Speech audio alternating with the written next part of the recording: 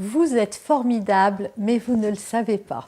Bonjour, je suis Noémie de Saint-Cernin, je suis coach, conférencière, formatrice et auteure du livre « Les clés du passé, se libérer pour changer de vie » paru aux éditions Erol. Êtes-vous formidable? Pensez-vous que vous êtes une personne extraordinaire? Eh bien moi je pense que non. Rares sont ceux qui savent se regarder dans leur lumière, qui savent valoriser leurs atouts, leurs talents, etc. Alors bien sûr, il ne s'agit pas de se laisser gonfler les chevilles et de s'encenser et de se vanter. Il faut faire la différence entre se vanter et donc se sentir supérieur aux autres. Et donc là, c'est l'ego qui est en action et à son maximum.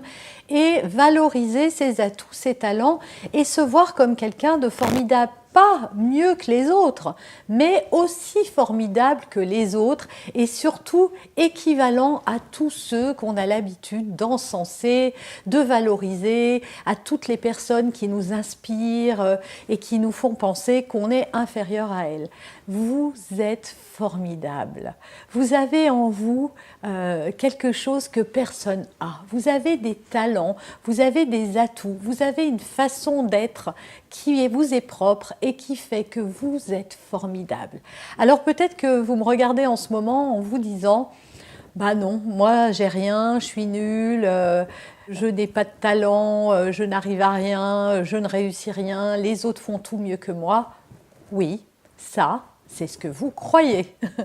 Pourquoi? Ben parce que vous vous comparez. Vous vous comparez aux autres. Et d'ailleurs, j'ai fait une vidéo là-dessus, vous pourrez aller la voir et la retrouver sur cette chaîne.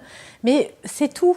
Et donc, tant que vous croyez que vous n'avez pas de talent, tant que vous croyez que vous n'êtes pas formidable, eh bien moi j'ai envie de dire que vous avez raison.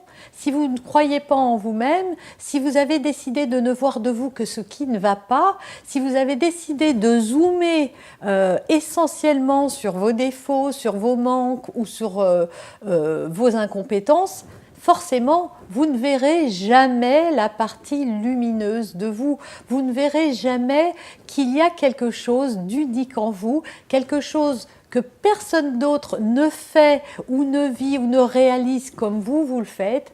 Et c'est ce qui vous rend formidable. Et si vous ne le voyez pas, c'est aussi parce que vous doutez beaucoup de vous-même. Et puis quand on a un talent, en fait, on ne le valorise pas. C'est tellement simple pour nous que ça nous paraît banal. C'est tellement facile qu'on ne le valorise pas.